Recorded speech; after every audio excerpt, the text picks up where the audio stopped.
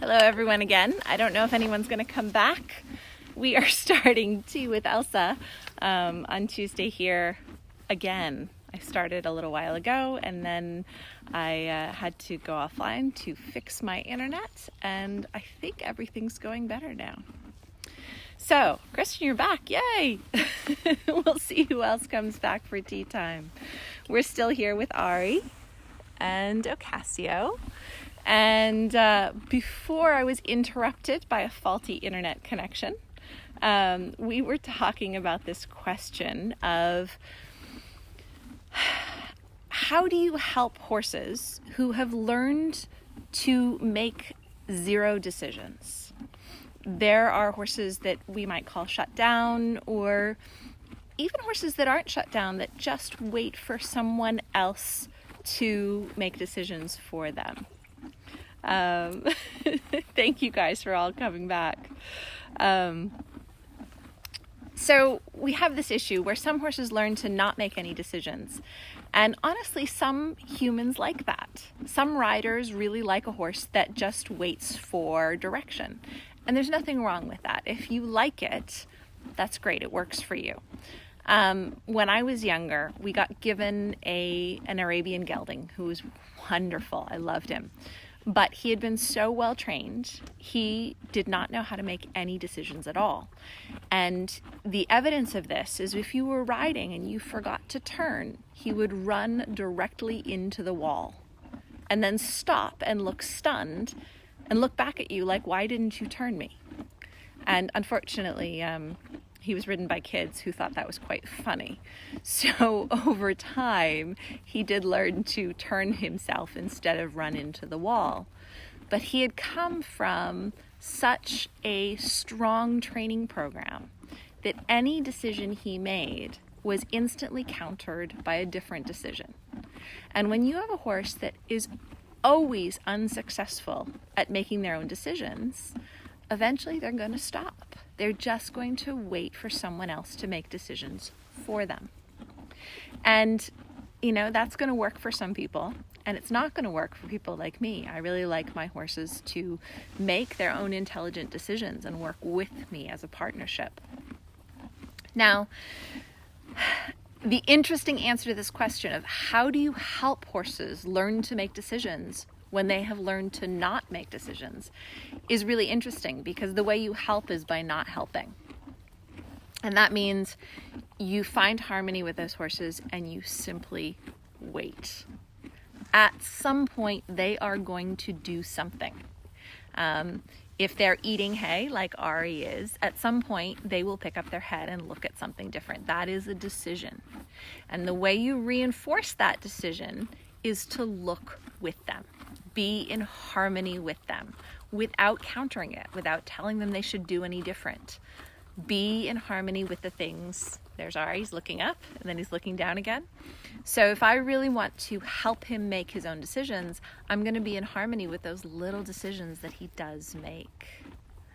Yeah, absolutely, Christian. There are even clicker trainers who counter every independent decision their horses make. And they're only going to reward decisions that are made by the human. Now, that's a style, and if that's a style of relationship that really works for you, I'm not sure there's anything wrong with it. I think most of us like some gray area in the middle. We like our horses to make some decisions, but we like them to give decision making to us sometimes also. So there's a little bit of back and forth. The thing that I wanted to talk about this, though, is decision making is like a muscle. Okay, so you're either strong or you're weak in your ability to make decisions. And what I find is that horses who make decisions, when they are not tired, they make good decisions. But when they get tired or overwhelmed and that decision-making muscle is weak, they start making bad decisions. A good decision is something that bonds your friends to you. A good decision is something that makes your friends want to be with you. Ari's clearly happy to be right here on my left shoulder. Whatever it is that I'm doing right now, he feels are good enough decisions that he wants to be with me. if you make bad decisions, your friends don't want to be with you anymore. And what I find is decision making is a muscle that is either strong or weak. If that muscle is weak and it gets overused, the decisions start becoming bad and nobody wants to be around you. So Ocasio here, he's my favorite demo horse. He is the opposite of shutdown. He makes a million decisions every day. He's a big decision maker. But he tends to make so many decisions, he gets overwhelmed really easily. And when he gets overwhelmed, his decisions are not great. And his horse friends don't like him. I don't really want to be around him. And so, here he is. He's decided to move to the other side of the tree, come play with my teacup. Hi. It's endlessly entertaining. I love this horse for how much decisions he makes, but he doesn't always have the strength to continue making good decisions. And sometimes when he makes bad decisions, nobody wants to be around him. So Christian says, what about the human perspective? Do I need to be open to the horse's ideas as well? And that's the point that I'm making, is absolutely you need to be open to the horse's ideas, but at the times when you think they might make good decisions. At a time when their stress is naturally lower and the horse is going to make decisions that bond you together, that's when you get to be open to their decision making. If they're tired, if they're overwhelmed, if they're going to make bad decisions, that's when they need help. They need somebody else to make decisions around them. Putting too much pressure on them to make their own decisions when they're tired, it's kind of like raising children. Okay, you don't want to put them in a situation where they're going to make bad decisions. So it's the timing of this. As you know, I spend a lot of time with my horses, and there are times when I can tell they're tired or they're overwhelmed, and maybe my best decision is to keep moving around them. Now, I work very passively, so for me, it might be something as simple as, if they're not making great decisions, I'm going to clean up the paddock and rake the gravel and fill the water trough and do all the chores that I need to do anyway, but I'm not particularly in harmony with the horse when they're making bad decisions, okay?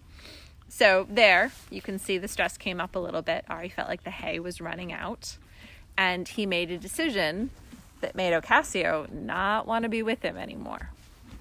Now, it was minor. They're going to come back together. They're just going to reorganize. Dominance often looks like that, okay? Dominance looks like, I'm going to let you make a mistake. So Ari let Ocasio make a bad choice. And the bad choice was to eat hay too close to him when the hay was running out. And then he was kind of aggressive and he corrected it. That's usually what dominant looks like. I'm going to let you make a choice, and then I'm going to tell you how wrong you were. So this is a really good definition of timing, okay? If you don't want to get aggressive, you have to take action before the horse makes a bad decision. If you don't mind getting aggressive or getting strong, then you can wait for the horse to make a mistake and then correct it. And as you see here, these two, this is pretty normal for them, okay? Ocasio often pushes, and then Ari sets boundaries for him.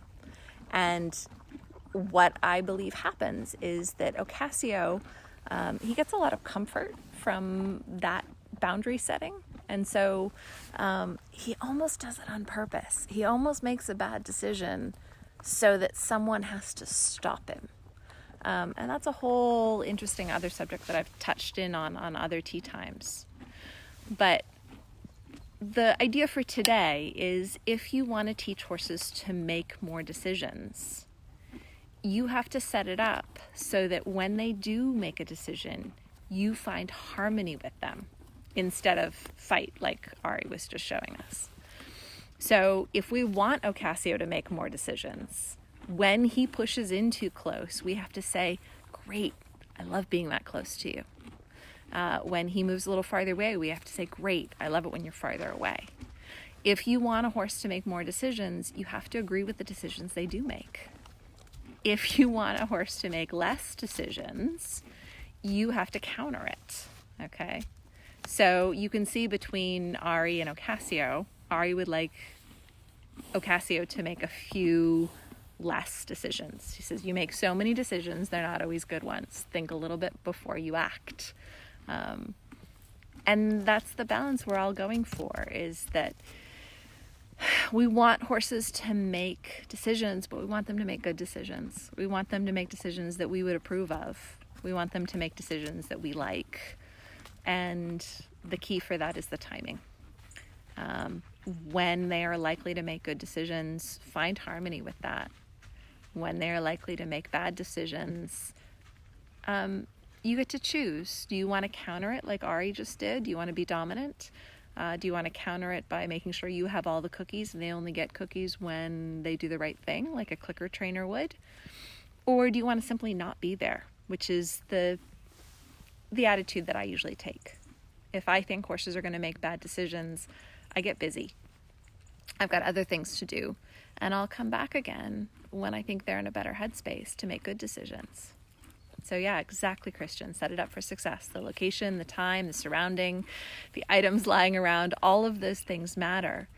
And if you want to teach a horse to make good decisions, you have to think about the timing of when they're not tired, when they're not overwhelmed, and then harmonize with all those good decisions they make. And then if they start to get tired, overwhelmed, you want to start making decisions for them before there's a problem, or go somewhere else, don't be there, or be willing to be stronger and step into dominance and correct them when they get it wrong. They're all options. But I think it's really helpful to think of decision making as a muscle that is stronger or weaker depending on how much you use it and the feel and the timing of how you use it. So I like my horses to have really strong decision-making muscles. I like them to be good at their decision-making. But, hi Ocasio, you really have to set that up for success so that you're not overworking that muscle and setting them up for failure. You want to work it just enough that you set them up for success. So those are my thoughts today. Thank you guys for joining me for tea. Thank you, Ari and Ocasio, for showing us a little bit of what that looks like, making good decisions and bad decisions. I would say, just to finish this up here, Ocasio has made a very good decision to come stand on the other side of me, where Ari will not object to him hanging out with us. And he's enjoying our company in a way that makes us all more bonded and connected.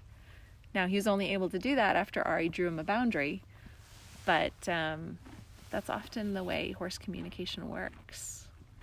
So, yeah, exactly, Christian. It's a muscle. If you can train that decision-making ability, if you can stop working the decision muscle before it's exhausted, then you set it up for success.